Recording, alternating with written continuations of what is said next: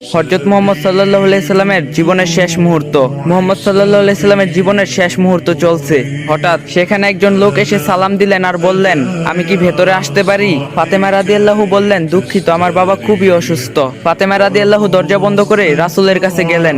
মুহাম্মদ সাল্লাল্লাহু আলাইহি সাল্লাম বললেন, কে সেই লোক? ফাতেমা রাদিয়াল্লাহু বললেন, এই প্রথম আমি তাকে দেখেছি, আমি তাকে চিনি না। নবীজি সাল্লাল্লাহু আলাইহি সাল্লাম বললেন, শোনো ফাতেমা, সে হচ্ছে আমাদের এই ছোট্ট জীবনের আবাসনকারী ফেরেশতা আজরাইল। এটা শুনে ফাতেমার অবস্থা বুবার মতো হয়ে গিয়েছে। রাসূল সাল্লাল্লাহু আলাইহি সাল্লাম বললেন, হে জিবরাইল, আমার উম্মতের কি হবে? আমার উম্মতের নাজাতের কি হবে? জিবরাইল আলাইহিস সালাম বললেন, হে রাসূল, আপনি চিন্তা করবেন না, আল্লাহ ওয়াদা করছেন আপনার উম্মতের নাজাতের জন্য।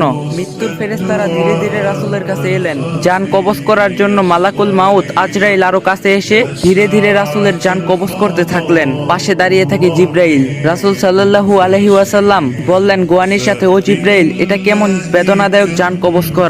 ফাতেমা রাদিয়াল্লাহু তার চোখ বন্ধ করে ফেললেন। আলী রাদিয়াল্লাহু তার দিকে উপর হয়ে বসলেন।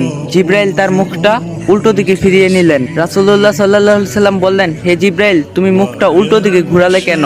আমার প্রতি তুমি কি বিরক্ত? জিবরাইল আলাইহিস সালাম বললেন, হে রাসূল, সাকারাতুল মউতের অবস্থায় আমি আপনাকে কিভাবে দেখে সহ্য করতে পারি? ভয়াবহ ব্যথায় রাসূল সাল্লাল্লাহু আলাইহি সাল্লামের ছোট্ট একটা গোয়ানি দিলেন।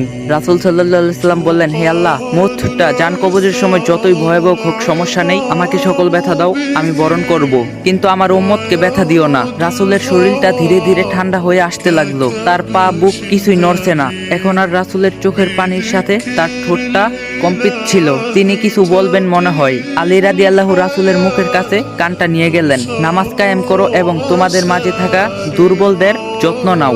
রাসূল সাল্লাল্লাহু আলাইহি সাল্লামের ঘরের বাইরে চলছে কান্নার আওয়াজ। সাহাবীরা একজন আরেকজনকে জড়িয়ে ধরে উচ্চস্বরে কান্নারত।